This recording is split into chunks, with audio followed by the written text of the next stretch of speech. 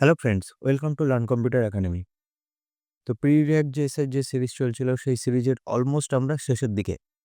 এখন বেশ কয়েকটা এপিসোড আমাদের খুব ইম্পোর্টেন্ট রিয়েল লাইফ এক্সাম্পলের মাধ্যমেই কিন্তু আমাদের ক্লাসগুলো চলবে।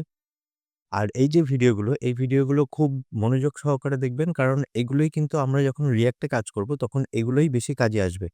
আর এতদিন যে বিষয়গুলো শিখছিলাম সেগুলো আমাদের জাস্ট থিওরিগুলোকে আমরা জাস্ট একটু ঝালিয়ে নিচ্ছিলাম, যাতে আমাদের রিঅ্যাক্টে কাজ করার সময় প্রবলেম ফেস না করতে হয়। কিন্তু এখন থেকে যে ভিডিওগুলো আসবে সেই ভিডিওগুলো কিন্তু আমাদের রিঅ্যাক্টে কাজ করার জন্য প্রত্যেকটা মুহূর্তে আমাদের প্রয়োজন হবে। এবার আজকের ভিডিওটা কি? অলরেডি আপনারা তো দেখেই নিয়েছেন থাম্বনেইল আর ভিডিওর টাইটেলে। তো চলুন স্টার্ট করি যে আমরা আ এপিআই কি করে ফেচ করে সেই ডেটাগুলোকে আমরা শো করতে পারি। কিন্তু তারও আগে একটা বিষয় জানতে হবে যে এই যে এপিআই বিষয়টা কি? মানে অ্যাপ্লিকেশন প্রোগ্রামিং ইন্টারফেস এর ফুল ফর্ম। তো ফুল ফর্ম দিয়ে কিন্তু এর কনসেপ্টটা শেখা যায় না। আমি যদি এখানে ফুল ফর্ম টাইপ করি যে API full form application programming interface. তো এটা হলো একটা জাস্ট ফুল ফর্ম। কিন্তু আ অ্যাকচুয়ালি করবোটা কি? এই এপিআই কে বানাবে? এপিআই আ কিভাবে আমরা ফেচ করব? তো ইত্যাদি অনেক প্রশ্ন কিন্তু মনে আসে। সিম্পল একটা জিনিস মনে রাখবেন যে আমরা যে ওয়েবসাইটগুলো তৈরি করব বা যে ওয়েব অ্যাপগুলো তৈরি করব সেই ওয়েব অ্যাপগুলো কিন্তু হবে ইন্টারঅ্যাক্টিভ। অর্থাৎ ইন্টারঅ্যাক্টিভ শব্দের অর্থ হলো ইউজার আমাদের ওয়েবসাইটে এসে বিভিন্ন ইন্টারঅ্যাকশন করবে। যেমন কোনো বাটনে ক্লিক করা বা স্ক্রল করার সময় নতুন কনটেন্ট আপলোড করা বা কোনো ফর্ম ফিল আপ করা। তো এগুলোকে বলছে হলো ইন্টারঅ্যাকশন। এখন আমরা এতদিন ধরে যে ওয়েবসাইটগুলোকে তৈরি করে এসেছি, সেই ওয়েবসাইটগুলো কিন্তু কাইন্ড অফ স্ট্যাটিক ছিল। মানে আমরা HTML যখন লিখতাম, তো আমি এখানে সিম্পল একটা এক্সাম্পল এর মাধ্যমে দেখাচ্ছি। আমরা কি করেছি? এরকম একটা আমাদের ডিভ ছিল, তার মধ্যে আমরা একটা H1 ট্যাগ লিখে দিয়েছি। সাপোজ যে এখানে হ্যালো ওয়ার্ল্ড। বিষয়টাকে আমরা এখন যদি সাজাতে চাই যে এই হ্যালো ওয়ার্ল্ডটাকে, তাহলে আমরা সিএসএস এর মাধ্যমে কিন্তু এটাকে আমরা ডেকোরেশন করতে পারি। H1 টাকে যেভাবে দেখাতে চাই, এর অ্যালাইনমেন্ট যেভাবে সেট করতে চাই সবকিছু করতে পারি। তো এটা কিন্তু মূল উদ্দেশ্য নয় আমাদের ওয়েব অ্যাপ ক্রিয়েট করা। আমাদের ওয়েব অ্যাপের যে মেইন যে ফাংশন থাকবে এখানে, বা আমরা যে এপিসোডগুলো আগামী কয়েকটা পর্বে শিখব, সেখানে হলো এই যে ডেটাগুলো আসছে না? ডেটা মানে শুধুমাত্র কিন্তু এই হ্যালো ওয়ার্ল্ড কথাটা, মানে এই যে হ্যালো ওয়ার্ল্ড লেখাটা, এই লেখাটাকে আমাদেরকে কিন্তু ডায়নামিক্যালি জেনারেট করতে হবে। অর্থাৎ আমাদের H1 টা এইভাবেই থাকবে। H1 টা এরকমই থাকবে। তো জাভাস্ক্রিপ্ট এর মাধ্যমে আমাদেরকে এখানে পুশ করতে হবে। তো এটা একটা সিম্পল এক্সাম্পল হলো যে ডায়নামিক্যালি আ কোড আমাদের এখানে জেনারেট হলো। ইভেন এমনও করতে হবে আমাদেরকে যে আমাদের এই H1 টাও থাকবে না। H1 এর পরিবর্তে আমাদের শুধুমাত্র হয়তো এরকম একটা ডিভ থাকবে রুট নামে। এর ভিতরে এসে আমাদেরকে কিন্তু আ একটা H1 লিখে তার মধ্যে কনটেন্ট লিখে, মানে টেক্সট নোট যেটাকে বলছে, সেটাকে লিখে তারপরে আমাদের সেটাকে ব্রাউজারে ডিসপ্লে করাতে হবে। এখন এরকম কনটেন্ট আমরা কোথায় পাবো? এরকম কনটেন্ট আমাদেরকে কে প্রোভাইড করবে? তো এরকম ফ্রিতে, মানে আমরা যেহেতু এখন শিখছি, তো ফ্রিতে কনটেন্ট কিন্তু অলরেডি আমাদের আ রয়েছে অনলাইনে। কিন্তু এরকম কনটেন্ট পাওয়ার জন্য একটা আমাদের লিঙ্ক ক্রিয়েট করতে হবে, যেটা হলো এপিআই আমরা বলতে পারি। মানে খুব সহজ সরল ভাষায়। ১ম কথা, এই বিষয়টা যদি আমি যদি কোড দেখাই তাহলে এই বিষয়টা খুব ইজি। কিন্তু যদি এর টেকনিক্যালিটিস দেখেন, মানে টেকনিক্যাল অ্যাসপেক্ট যদি আপনি দেখেন, তাহলে কিন্তু এটা অনেক বেশি কমপ্লেক্স। ঠিক আছে? কারণ যখনই আমাদের প্রোগ্রামের মধ্যে বা আমাদের প্রজেক্টের মধ্যে সার্ভার ব্যাপারটা ইনক্লুড হয়ে যায়, তখনও কিন্তু টেকনিক্যালি এটা অনেক বেশি কমপ্লেক্স হয়ে যায়। সেক্ষেত্রে আমাদের কিন্তু অনেক থিওরি জানার প্রয়োজন, থিওরি শেখার প্রয়োজন। তো আমাদের যে উদ্দেশ্য ছিল এই ভিডিওগুলো বানানো, এই সিরিজটা, যে কত তাড়াতাড়ি আমরা মোটামুটি আমাদের নলেজটাকে একটু ঝালিয়ে নিতে পারি। ওকে? তারপরে আমরা প্রজেক্ট শুরু করে দিতে পারি। আর থিওরি তো পাশাপাশি চলবেই। সেটা আমি দেখাবো ভবিষ্যতেও। কিন্তু এই মুহূর্তে আমরা দেখব যে এরকম কনটেন্ট আমাদেরকে কে প্রোভাইড করবে। তো তার জন্য সার্ভারের প্রয়োজন, এপিআই কে তৈরি করে রেখেছে সেগুলোকে আমাদের দেখতে হবে। তো জেনারেলি কারা করে? এটা হলো ব্যাকএন্ড যে ডেভেলপার তারা কিন্তু করে। সেজন্য কিন্তু আমরা Node.js দেখেছিলাম, শিখেছিলাম। তো সেখানে কিন্তু আমাদেরকে এপিআই ক্রিয়েট করতে হয়, এবং সেই এপিআই গুলো কিন্তু যারা ফ্রন্ট এন্ড এ কাজ করে, front end developer, React, Vue, Angular, whatever you like, সেখানে সেটাকে কনজিউম করতে হয়। কনজিউম করার ফলে আমাদের সেই ডেটাগুলোকে নিয়ে কাজ করতে সুবিধা হয়। তো ডেটা আসবে কোথা থেকে? ব্যাকএন্ড থেকে। এখন ব্যাকএন্ড কিভাবে প্রোভাইড করছে, সেই ডেটাগুলোকে কিভাবে সাজিয়ে রেখেছে? As a front end developer আমাদেরকে কিন্তু একটু ব্যাকএন্ডের নলেজ লাগবেই যে ওখানে কিভাবে সমস্ত কাজগুলো হচ্ছিল। সেইজন্য আমি এটাও রিকমেন্ড করি যে ফ্রন্ট এন্ড শেখার আগে, ফ্রন্ট এন্ড ডেভেলপার হওয়ার আগে আমাদের ব্যাকএন্ড ডেভেলপার হওয়া দরকার। ব্যাকএন্ডে কিভাবে কাজ হচ্ছে, এপিআই কিভাবে ক্রিয়েট হচ্ছে, রাউট কিভাবে তৈরি হচ্ছে। তো পুরো জিনিসটার নলেজ যখন থাকে না, তখন ফ্রন্ট এন্ডে কাজ করা একদম খুব ইজি একটা ব্যাপার হয়ে যায়। তো সেইজন্য আগে ব্যাকএন্ড শিখবেন। তো মা তারপরে মানে নোড শিখুন, এক্সপ্রেস শিখুন, যেটাই শিখুন। তো নোড, এক্সপ্রেস ইত্যাদি শেখার মাধ্যমে আপনার ব্যাকএন্ড মোটামুটি কমপ্লিট হয়ে যাবে। তারপরে আপনি চলে আসুন ফ্রন্ট এন্ডে। তো আগে থেকে ফ্রন্ট এন্ড শেখা শুরু করলে না অনেক জিনিস চোখের সামনে মানে অনেকটা যেমন ম্যাজিশিয়ান আমাদেরকে ম্যাজিক দেখায় যে অনেক কিছু পর্দার পিছনে রয়ে যায়। তো আমরা শুধু সামনে থেকে ম্যাজিকটাই দেখতে পাই। তো রিঅ্যাক্টও অনেকটা ওরকম হয়ে যায় যে কনটেন্ট কোথা থেকে আসছে, ডেটা কোথা থেকে আসছে আমরা কিছু বুঝলাম না। জাস্ট কনজিউম করলাম, ডেটাগুলোকে দেখিয়ে দিলাম ব্যাস মিটে গেল। তো এখন যদি আপনি শুধুমাত্র ফ্রন্ট এন্ড ডেভেলপার হতে চান যে, না ঠিক আছে আমি এতেই আ আ খুশি, আমার দেখতে সুন্দর লাগছে ওয়েবসাইট, ব্যাস তাহলে আমার মিটে যাবে। তো সেটা আলাদা বিষয়। কিন্তু ব্যাকএন্ড ডেভেলপার হওয়াটা আগে জরুরি। আ তারপরে ফ্রন্ট এন্ড ডেভেলপার। তো এখন এই ডেটা আমরা কোথা থেকে পাবো? তো যেমন আ আমি একটা এপিআই সার্চ করে নিচ্ছি এখানে। ধরুন সার্চ করছি আমি lorem pixum। ওকে, আমরা লোরেম ইপসাম নিয়ে কাজ করেছি। তো লোরেম পিক্সাম আমি আরেকটা ওয়েবসাইটে আসছি। এটাকে একটু স্ক্রিনটা বড় করছি। দেখুন লোরেম পিক্সাম যে ওয়েবসাইটটা আছে সেখান থেকে কিন্তু আমরা ডামি ফটো নিয়ে কাজ করি। তাই না? এখান থেকে আমাদের কিন্তু আপনারা যদি আ ডিজাইন করে থাকেন মানে HTML এ কিন্তু অনেক সময় এরকম প্লেস হোল্ডার ইমেজ ইউজ করেছেন। যে এরকম একটা লিঙ্ক আপনি নেবেন। এই লিঙ্কটাকে যদি নিয়ে আপনি ইউজ করেন আপনার কোডের মধ্যে, ইমেজের মধ্যে, তাহলে দেখবেন যে আপনার কিন্তু এখানে সাইটে একটা ডামি একটা ইমেজ চলে আসবে। ওকে? দেখুন এরকম একটা ইমেজ এসছে। তো এটা সিম্পল ছিল। এটা তেমন কমপ্লেক্স কিছু না। তো এই হলো লোরেম ইপসাম এভাবে ইউজ করতে হয়। তো লোরেম পিক্সাম এভাবে ইউজ করতে হয়। তো এখন এখানে আপনি আইডি চেঞ্জ করতে পারেন। আইডি চেঞ্জ করে এখানে নতুন ফটো পেতে পারেন।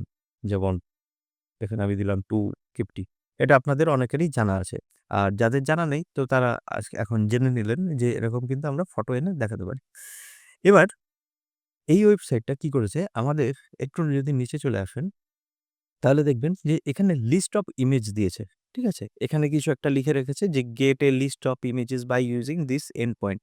তো সিম্পল কথা বলেছে যে এই লিঙ্কে যদি ক্লিক করেন তাহলে আপনারা অনেক ইমেজ পাবেন। তো ঠিক আছে আমরা ক্লিক করে দেখি এখানে ইমেজ পাই কিনা। তো এটা কি হলো? এখানে ইমেজের পরিবর্তে কি সমস্ত এখানে লেখা রয়েছে।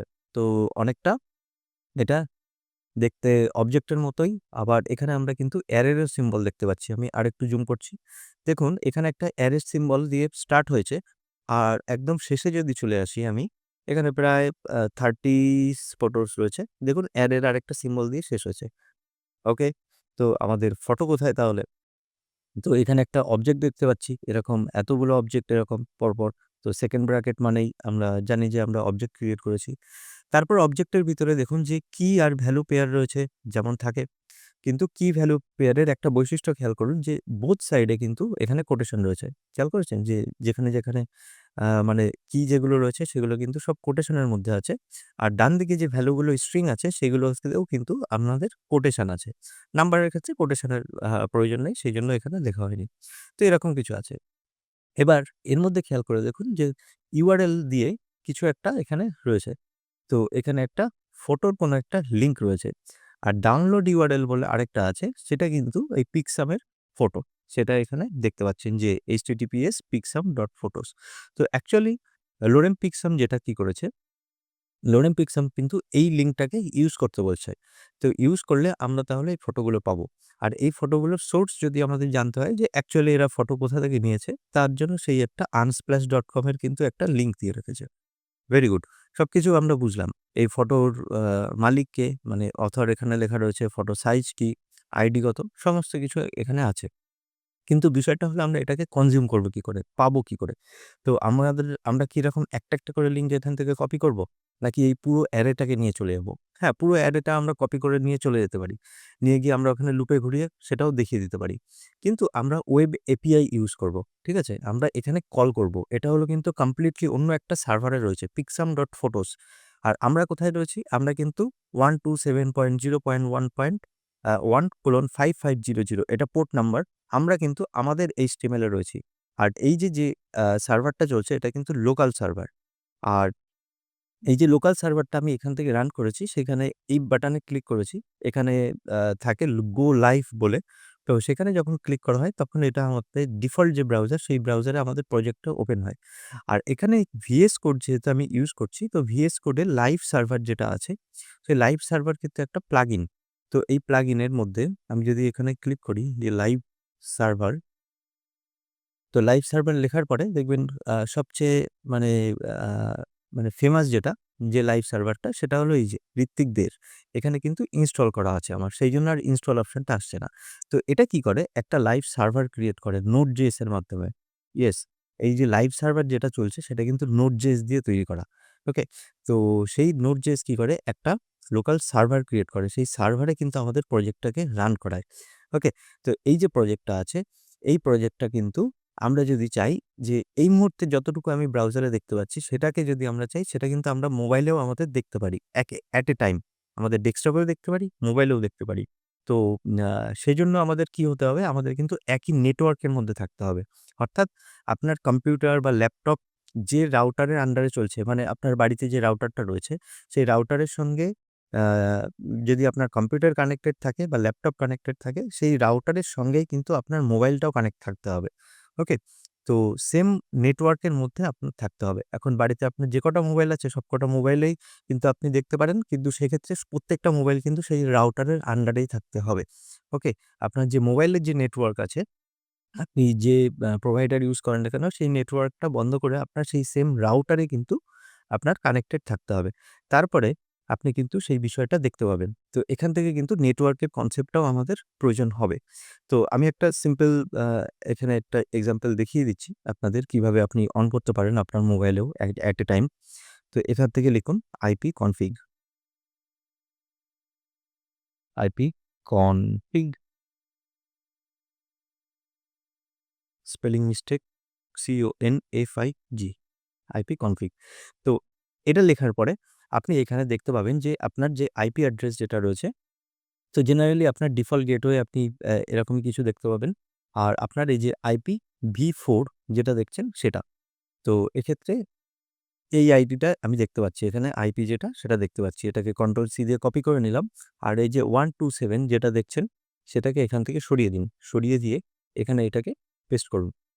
আচ্ছা, তারপরে আমরা যদি এখন রান করি তাহলে দেখবেন যে সেম ওয়েবসাইট কিন্তু আমার আবার এসছে। কিন্তু এক্ষেত্রে আমরা কিন্তু আমাদের যে লোকাল যে আইপি রয়েছে, মানে আমার কম্পিউটারের যে আইপিটা রয়েছে, আ উম তো সেই আইপির মাধ্যমে কিন্তু আমি এই ওয়েবসাইটটাকে চালাচ্ছি। এখন জাস্ট এই লিঙ্কটাকে কপি করে নিন। কপি করে আপনার মোবাইলে গিয়ে রান করেন। তাহলে দেখবেন যে এখানে আপনি যে ওয়েবসাইটটা দেখতে পাচ্ছেন আপনার মোবাইলেও কিন্তু সেটাই দেখতে পাবেন।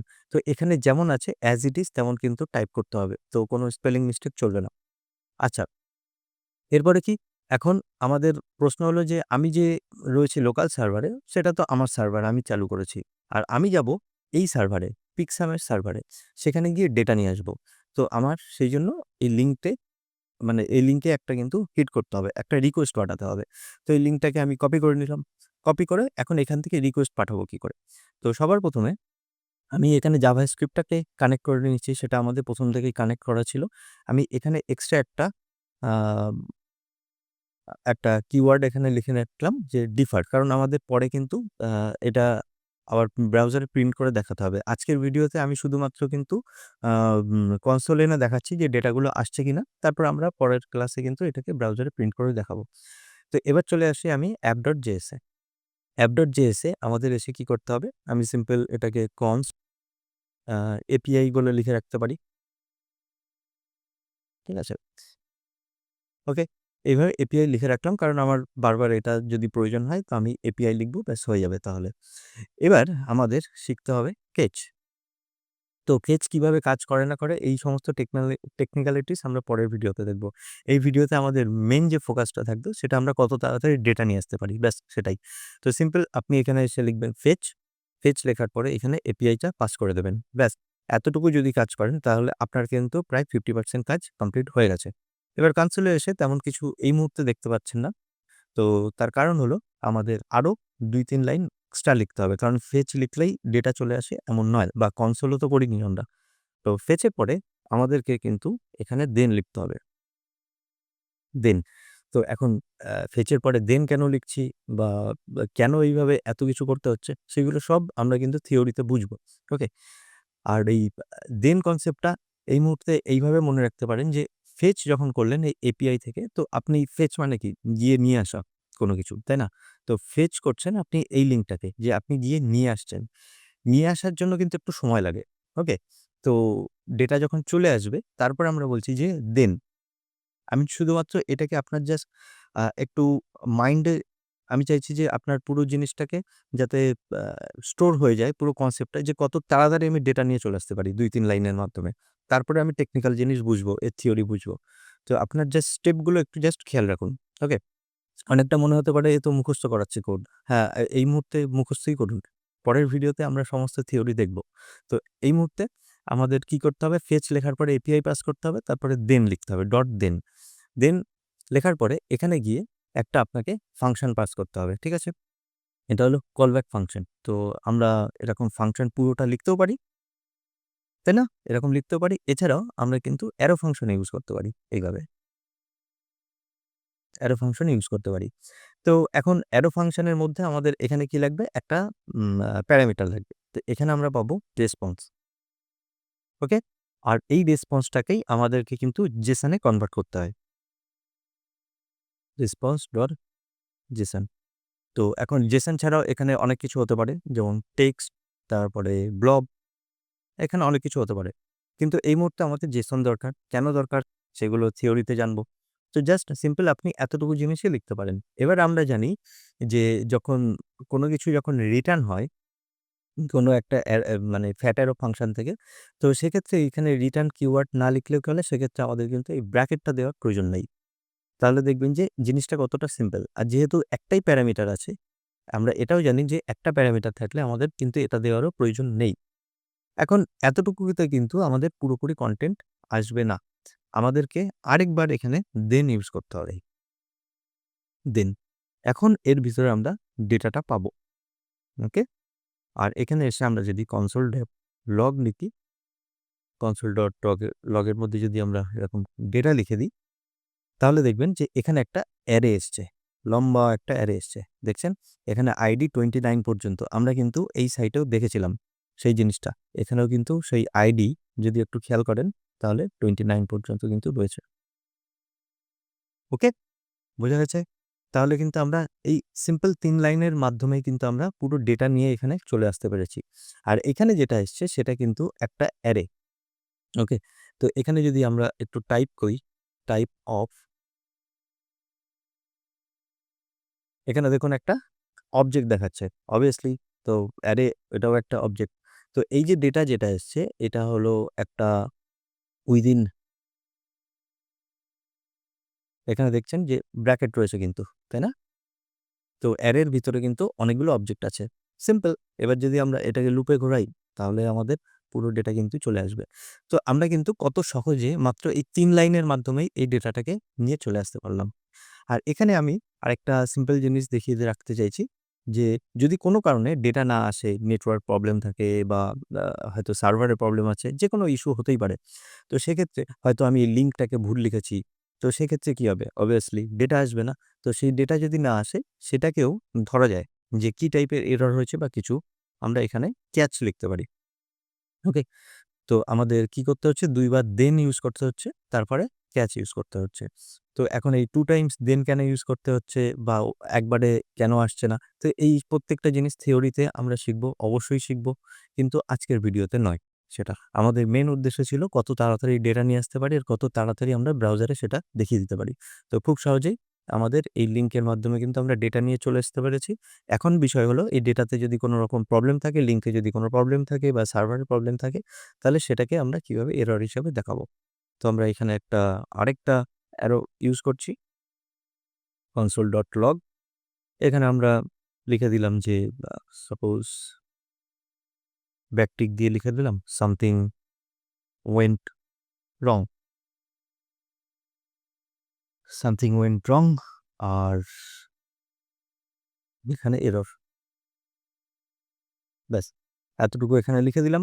এখন আমাদের ডেটা পারফেক্টলি আসছে। আমি যদি এখানে কোনো একটা এরর ক্রিয়েট করি, তো সেক্ষেত্রে আমরা দেখতে পাবো যে দেখুন এই যে সামথিং ওয়েন্ট রং। আচ্ছা, এখানে unexpected token page not found, তো ইনভ্যালিড জেসন এরকম টাইপের কিছু মেসেজ এসছে। তার মানে পুরো জিনিসটাই হলো এখানে কোনো একটা লিঙ্কে কোনো একটা মানে প্রবলেম হয়েছে আমাদের। তো এই যে ক্যাচ যেটা, সেই ক্যাচটা কিন্তু চলেছে, আর এই যে এই দুটো লাইন কিন্তু ইগনোর করে চলে গেছে কমপ্লিটলি। তো এইভাবে কিন্তু আমরা কোনো এররকে হ্যান্ডেল করতে পারি। তো আমি লিঙ্কটাকে যদি আবার সঠিক করে দিই, তাহলে আমাদের কিন্তু আবার এখানে ডেটা আসা শুরু হয়েছে। তো এখন এই ডেটাটাকে ব্রাউজারে কি করে দেখাতে পারি, সেটা আমাদের পরবর্তী ভিডিওতে আমরা দেখব। আজকের ভিডিও এতটুকু। আপনারা এতটুকু জিনিসই প্র্যাকটিস করুন, আর আমাদের পরবর্তী ভিডিওতে এটাকে সুন্দর করে আমরা কিভাবে দেখাতে পারি, সেটা নিয়ে আমরা ডিসকাস করব। আজকের ভিডিও এটুকু রাখছি। ভিডিওটা যদি ভালো লেগে থাকে তাহলে পেজটা লাইক, শেয়ার, সাবস্ক্রাইব করুন, আর বন্ধুদের সঙ্গে শেয়ার করুন। পরবর্তী ভিডিওতে খুব শীঘ্রই দেখা হচ্ছে। টাটা।